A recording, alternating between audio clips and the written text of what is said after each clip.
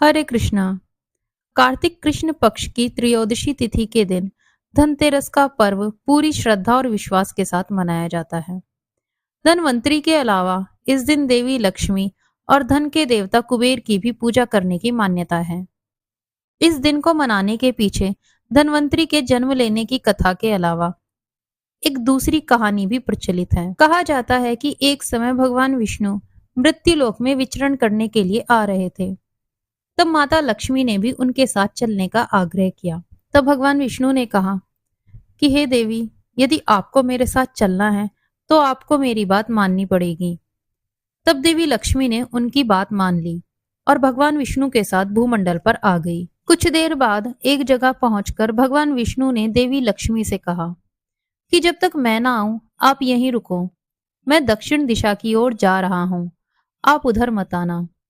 भगवान विष्णु के जाने पर देवी लक्ष्मी के मन में कौतूहल जागा कि आखिर दक्षिण दिशा में ऐसा क्या रहस्य है जो मुझे मना किया गया है, और भगवान स्वयं चले गए। माता लक्ष्मी से रहा नहीं गया और जैसे ही भगवान आगे बढ़े, माता लक्ष्मी उनके पीछे पीछे चल पड़ी। कुछ दूर जाने पर उन्होंने सरसों का एक खेत देखा जिसमें खूब फूल लगे हुए थे। सरसों के फूलों की शोभा देखकर माता लक्ष्मी मंत्रमुग्ध हो गई और फूल तोड़कर अपना श्रृंगार करके आगे बढ़ी। आगे जाने पर एक गन्ने के खेत से लक्ष्मी जी गन्ने तोड़कर रस चूसने लगी।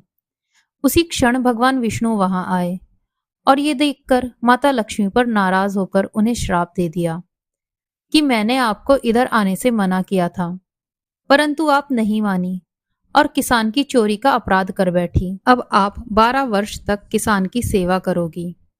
ऐसा कहकर भगवान उन्हें छोड़कर क्षीर सागर चले गए। तब माता लक्ष्मी उस गरीब किसान के घर में रहने लगी। एक दिन लक्ष्मी जी ने उस किसान की पत्नी से कहा कि तुम स्नान करके पहले मेरी बनाई गई इस देवी लक्ष्मी का पूजन करो, फिर रसोई बनाना, तब तुम जो मांगोगी मिलेगा। किसान की पत्नी ने ऐसा ही किया। पूजा के प्रभाव और माता लक्ष्मी की कृपा से किसान का घर दूसरे ही दिन से अन्न धन रत्न स्वर्ण आदि से भर गया। माता लक्ष्मी ने किसान को धन धान्य से पूर्ण कर दिया। किसान के 12 वर्ष बड़े आनंद से कट गए। फिर 12 वर्ष के बाद लक्ष्मी जी जाने के लिए तैयार हुई। भगवान विष्णु माता लक्ष्मी को लेने आए तो किसान ने उन्हें भेजने से इनकार कर दिया।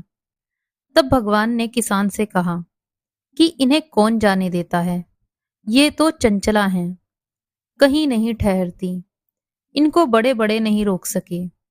इनको मेरा श्राप था, इसीलिए 12 वर्ष तक तुम्हारी सेवा कर रही थी। तुम्हारी 12 वर्ष की सेवा का समय पूर्ण हो चुका है।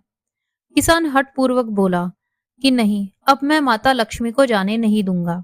तब माता लक्ष्मी ने कहा, हे किसान, यदि तुम मुझे रोकना चाहते हो तो जैसा मैं कहूं वैसा करो। कल तेरस है, तुम घर लीप पोत कर स्वच्छ रखना, रात्रि में घी का दीपक जलाना और शाम को मेरा पूजन करना, और एक तांबे के कलश में रुपए भरकर मेरे लिए रखना।